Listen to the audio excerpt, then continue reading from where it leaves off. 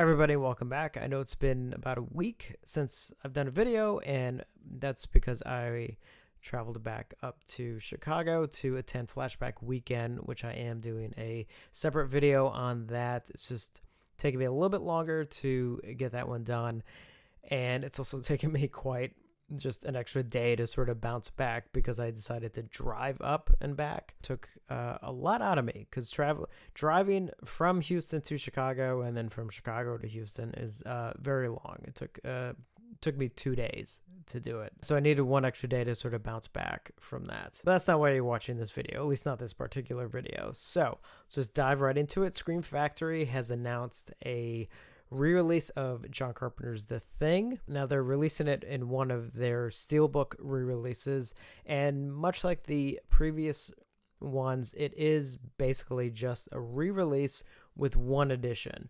So discs 2, so it's a 3-disc set. Discs 2 and 3 are going to be identical to the existing special edition that came out in 2016, if I remember correctly.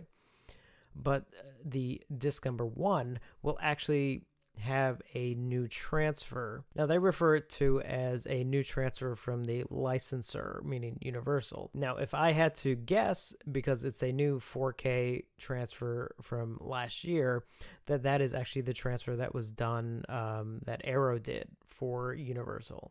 So, I mean, it is a Universal thing, but I mean, Arrows kind of did all the sort of color correction and things like that. So what it appears to be is it'll contain both Scream Factory's new transfer that was done in 2016, the Arrow transfer that was done last year in 2017. So it actually will have both. So it's kind of the best of both worlds. Again, assuming that's Arrow's transfer, but either way, it does have a new transfer. I'm just making a guess that it is Arrow's transfer from last year. So if you missed out on the previous release or are just a huge fan of The Thing, as I am, this is actually pretty good news. I mean, it's, and much like the other Steelbooks, it does have some really cool artwork.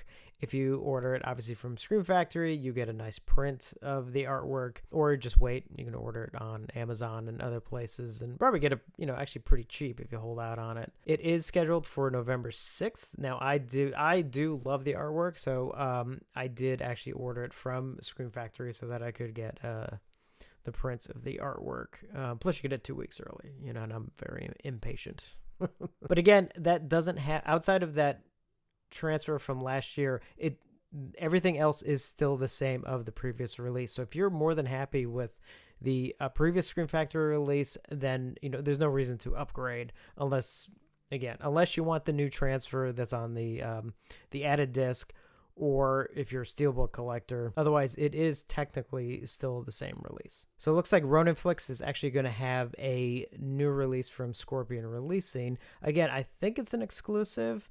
It might be one that maybe actually will get released on Amazon and Diabolic and some other sites, but it may not have the slipcover or anything. I'm not 100% sure if it's an exclusive or not, but they're releasing Giallo in Venice. Now, it was slated for an end of July release. Now, it has not shown up on Ronin Flicks just yet, but last update was that it was in sort of the final stage of they're just doing quality control on it. I don't know if there was an issue or not, but the thing is, some of those releases, they literally just show up on the website, like immediately. Like there'll be the announcement of like, okay, this is now up for sale.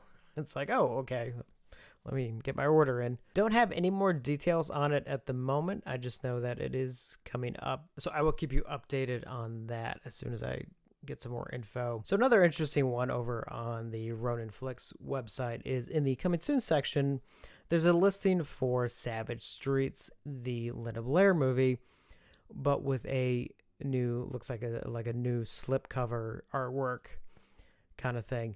What I can't seem to find out is whether or not this is actually a re-release of the pre-existing Blu-ray from several years ago, which was kind of a movie-only release. It didn't actually have any of the extras from the 2-disc DVD, or whether or not this is actually a brand new edition. So I'm kind of hoping it's a new edition. I mean, at the very least, maybe it's the same transfer, just with a new encode, and it ports over all the extras from the 2-disc DVD.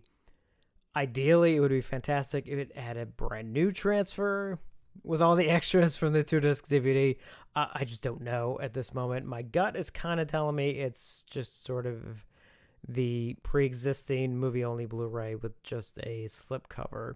I hope I'm wrong, but I don't know, because that is one I would definitely double dip on if that got a new release. For those of you who have jumped into the 4K market, as you're well aware, The Matrix got released a couple months back in 4K, and Warner Brothers has announced that they're releasing both Matrix Reloaded and Matrix Revolutions, as well as a Matrix Trilogy pack in 4K on October 2nd, which is kind of weird because at first all I saw was the trilogy set, and it was just like, I literally just bought the first one because there was like a sale on Amazon. It was like $15, and it was like, oh cool, I got the first one, and then they announced the trilogy pack, and it was like, oh, I guess I could have waited if I knew.